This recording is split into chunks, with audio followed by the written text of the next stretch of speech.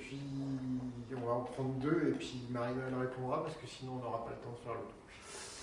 Anas et puis après quelqu'un d'autre. Merci beaucoup pour la formation qui était très riche. Je ne veux pas regarder les résultats du sommet, mais je pose la question sur la question de reste à faire et les 100 milliards de dollars de financement. Et ma question sur trois axes. Question de justice globale, justice intergénérationnelle et la question de l'individualisme. C'est la question de justice globale, c'est la question de pays industriels qui sont déjà où la bonne technologie et les pays en développement qui ont besoin de longue bataille pour avoir les bonnes technologies. C'est la question, il y a une question de commune historique de développement qui est problématique. Sur la question de justice intergénérationnelle, pour la question d'activer la règle pollueur-payeur, exactement ce qu'elle a dit le copain, la question de écotaxe, mais c'est la question de rectoactive, c'est la question de écotaxe, est-ce qu'on peut être rectoactif à partir de quelle date pour pour taxer les pollueurs et protéger les prochaines générations. Et troisième axe, c'est la question de l'individualisme, c'est la question de responsabilité de cause. La responsabilité de cause. Quand on va parler de pays en développement, pays du Nord et de pays du Sud, comme moi j'ai déjà parlé, la question est-ce qu'un SDF de Berlin, on va payer pour un dictateur corrompu du Sud C'était une question. Et aussi sur la question de mobilisation de la gauche internationale sur la question de... ça c'est une deuxième question. On va poser la question à faire. Aussi, reste à faire aussi au niveau des États-Unis. Obama, la question qu'Obama, il peut ratifier, mais le Sénat. Mais on avoue que la question, déjà on a la question de présidence impériale, qui était déjà depuis Roosevelt, et là maintenant qu'il était plus impérial depuis Bush. Et la question de Obama, on avoue qu'Obama, il a pris des décisions, malgré la volonté du Sénat républicain, par rapport à la question de sans-papiers mexicains, par rapport à la question de sécurité sociale. Est-ce que la question de fond, il y a une volonté politique aux États-Unis, c'est le président démocrate de signer ou non, et quel rôle de lobbying au sein des États-Unis? Est-ce que quelqu'un veut poser une autre question? Parce que on reviendra pas dessus, on n'aura pas le temps. Ok, Marie-Noël. Alors, pays riches, pays pauvres. Il y a un sujet qu'il faudrait qu'on traite. Parce que, tout le monde dit qu'il faut que les pays riches, tout le monde admet, même Obama a admis, que les pays riches industrialisés sont la cause du dérèglement actuel et que les pays pauvres sont ceux qui le subissent le plus la plupart du temps et qu'effectivement, on ne peut pas accepter. Il y a un effet rattrapage. Le vrai sujet aujourd'hui, c'est quand même que ceux qui s'exonèrent de tout là-dedans, c'est les sociétés multinationales. Ben oui. Nous sommes dans l'incapacité, alors que c'est quand même elles qui tirent les grands profits. Qui a tiré les grands profits de la globalisation actuelle? Les firmes multinationales, qui sont devenues des pouvoirs en eux-mêmes, et personne n'ose s'y attaquer, supranationales, et personne n'ose s'y attaquer. Quand on essaie de s'y attaquer, le système est tel qu'il y a des tas d'échappatoires. Bon. Je ne vais pas vous vanter ma taxe Google qu'on a votée qui ressemble à celle des Anglais, mais ça commence à bouger. Mais là, pour le coup, les Américains se sont sentis pris à la gorge. Tellement il y avait de boîtes, vous avez vu que Pfizer vient de racheter un Irlandais pour mettre son siège social en Irlande pour ne pas payer 2% d'impôts en moins. Non, mais franchement, là, on devient bon. Donc, cette question, elle est vraie aussi pour le changement climatique. Hein. Alors, comment le transfert va se faire? Honnêtement, on n'en est pas encore là. Hein. Comme les pays du Sud ne sont pas dans un rapport de force très favorable, parce que ceux qui sont dans un rapport de force favorable sont ceux qui ont les matières premières. Mais là, tu retombes sur les multinationales. Avec le système de l'ONC, à un certain moment, ils ont essayé de nationaliser. Bon, ils n'ont pas forcément bien géré, mais ils ont nationalisé leurs richesses. Là, les firmes multinationales ont dû composer bon an, mal an. Mais on n'en est plus là, quoi. Donc aujourd'hui, honnêtement, comment va s'opérer la redistribution riche-pauvre? je suis incapable de pouvoir te dire que les choses vont avancer, à part un fonds, mais géré par les Nations Unies, qui va accompagner les populations. Hein. Je ne vois pas comment le système va, par l'entrée des changements climatiques, changer. Alors, pollueur-payeur, moi, je suis évidemment pour ce système, mais tout le sujet, c'est comment on calcule pollueur-payeur, et c'est là qu'on va revenir sur l'idée que c'est une res publica, une chose publique et un service public, une gestion publique. Je te donne un exemple.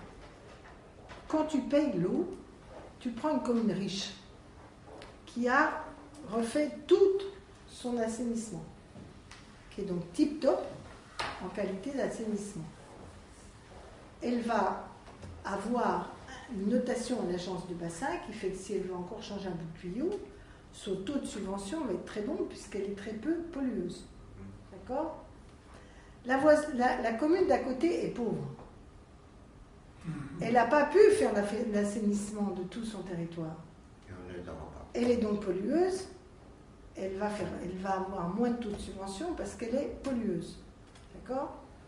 Si tu regroupes les deux, là c'est une communauté de communes, tu peux te retrouver avec un taux de pollution moyen moindre. D'accord ? Donc le principe de pollueur-payeur, ça dépend comment tu calcules, comment tu identifies la source de pollution. Quand c'est une entreprise, bon, le principe pollueur-payeur, il n'est pas compliqué à mettre en œuvre. Mais quand tu es dans du diffus avec les individus, c'est comme ça que tu arrives à la solution de chacun paye sa poubelle en fonction des ordures qu'il met dedans. Tu vois ? Sauf que là aussi, on sait que plus les gens sont pauvres, plus ils ont du mal à se mobiliser pour trier leur truc. Alors, tous les pauvres, il y en a qui trient leur truc, mais ils sont sous l'avalanche de problèmes. Ils mélangent, par exemple, moins tu es cultivé, moins tu sépares bien ce que tu tries. Donc ça coûte plus cher quand les gens ils ont mal trié, etc. Bon. Donc cette idée pollueur-payeur, autre sujet. On dit chacun doit payer son eau. Donc tu dois avoir, chacun paye la quantité d'eau qu'il consomme. Bon. Pollueur-payeur, c'est en fonction de l'eau. Tu es une famille à 5 enfants pauvres, tu pollues beaucoup plus qu'une famille monoparentale riche. Bon. Et tu vas donc payer beaucoup d'eau avec des ressources faibles. Pour ça que, principe pollueur-payeur, il faut faire très attention à comment tu en définis le cadre. Parce que si tu ne tiens pas compte de qui pollue et de qui doit payer, peut payer, il n'est pas aussi absolu qu'il en a l'air. C'est comme ça, par exemple, que moi, je suis pour le tarif unique de l'eau. Bon, je suis pour le prix unique de l'eau, et pas parce qu'en Bretagne, tu pollues plus, le machin. Oui, et même en France, c'est peut-être excessif, par grand bassin versant. Parce que je pense qu'il faut, pourquoi je dis ça ? Parce qu'il faut de la péréquation. Pollueur-payeur n'introduit pas de péréquation. Et moi, je pense que le principe global, ça doit être pollueur-payeur, mais à l'intérieur de qui pollue, il doit y avoir des solidarités et des péréquations. Au regard de la situation, c'était le même problème sur le raccordement à l'énergie. Quand tu es loin, c'est plus coûteux de te raccorder à l'énergie que quand tu te trouves tous au centre-ville de Paris. Bon, ben oui, mais au centre-ville de Paris, tu peux ne pas payer de raccordement d'énergie, sauf que ce n'est pas les plus pauvres qui habitent au centre-ville de Paris, puisqu'ils accaparent déjà les richesses liées au fait qu'ils sont au centre-ville de Paris. Donc, c'est un principe qu'il faut regarder avec équilibre, et c'est pas un principe intangible.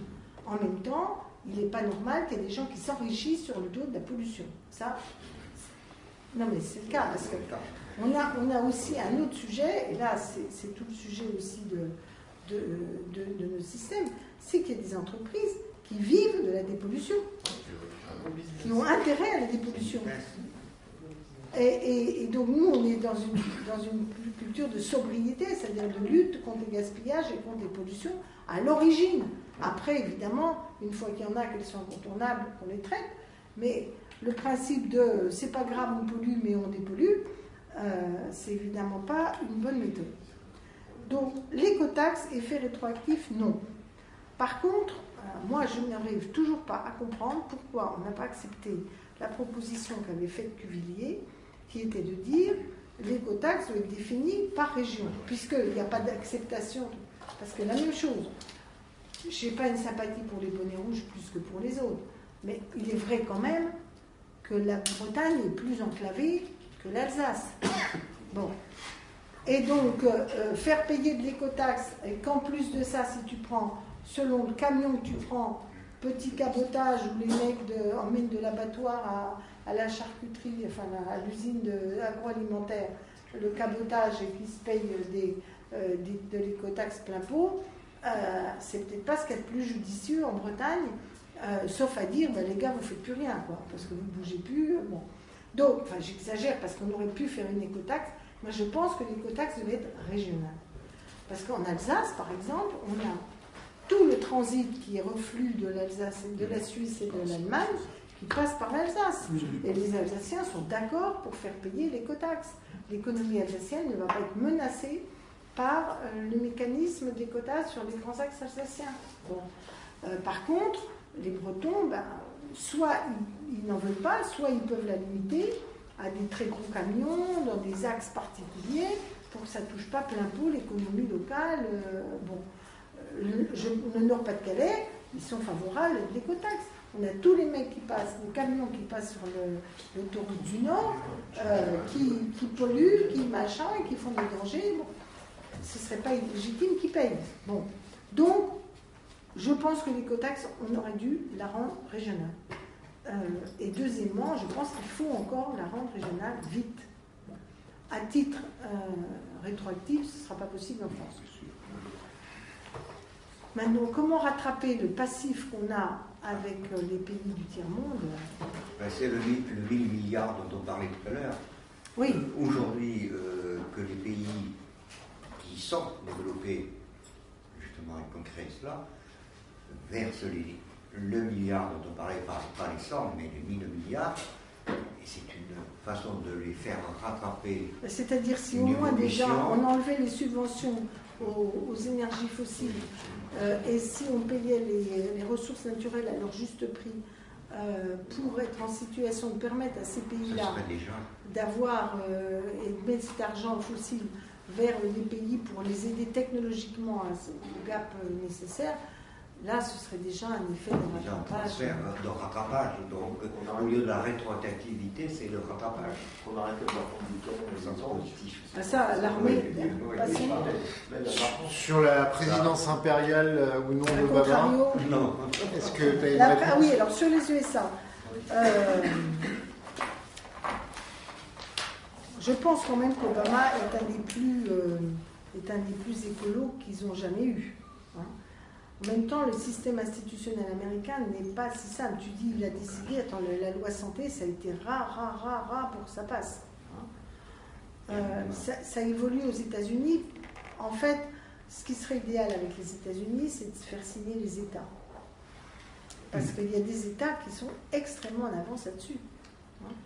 La Californie, mais pas seulement. J'ai vu qu'il y avait, je ne sais plus quel autre endroit là. Voilà, bizarrement le Texas, parce que eux, alors c'est le même problème que les pays du Golfe. Ils commencent à être saisis par l'inquiétude d'une part de l'après, mais aussi du fait que, contrairement à ce qu'on disait au Club de Rome, ils disaient en 2000, il n'y aura pas assez de pétrole pour toute la planète. Sauf qu'on en retrouve tout le temps. Et en plus ça fond au pôle, plus on va retrouver, parce que probablement il y en a en dessous. Oui, mais justement, non, il a baissé là, énormément. Parce que justement, ce qui fait peur aussi au Texas, c'est que les autres sources, d'abord, c'est pas éternel, deux, les autres sources de pétrole devenant plus nombreuses, le prix du pétrole baisse. Donc ils sont en train de se rendre compte qu'il ne faut pas être monomaniaque pétrole. Oui. Donc ils commencent à investir dans d'autres secteurs. Donc heureusement pour nous, la prise de conscience collective sur la planète a quand même des effets indépendamment de ces grandes messes internationales. Il y a des gens qui se disent c'est pas possible de continuer comme ça, on va essayer etc. Donc je pense que Obama, alors, est-ce qu'il se planque derrière le Congrès pour ne pas en faire plus? Honnêtement, en fin de mandat, s'il pouvait le faire, il ferait. S'il ne fait pas, c'est qu'il pense qu'il ne pourra pas passer, quoi. Donc, oui, mais de toute façon, il n'a plus besoin des milliards des multinationales pour une nouvelle. Pour se faire élire, oui. Oui, pour se faire élire, sachant que, bon, Clinton, elle n'a pas besoin. Et les républicains, ils ne voteront pas parce que qui va financer leur campagne dans 17 là? Non, mais pas seulement. Je pense que les républicains, ils sont aussi intégristes dans leur tête. Hein. Oui, ils pensent que tout ça, c'est pas vrai, que c'est du genre foi dans la science, on trouvera bien une solution, et puis tout ce qui est bon pour l'Amérique est bon pour le monde. D'ailleurs, le discours d'Obama, il était quand même, non pas à ça, mais du genre, nous, on est conscients de l'intérêt général, etc. Et il se posait comme le grand universaliste. Chacun voit bien qu'il est quand même universaliste à retour sens unique quand même. Donc voilà, bon, mais en même temps, c'est quand même le plus...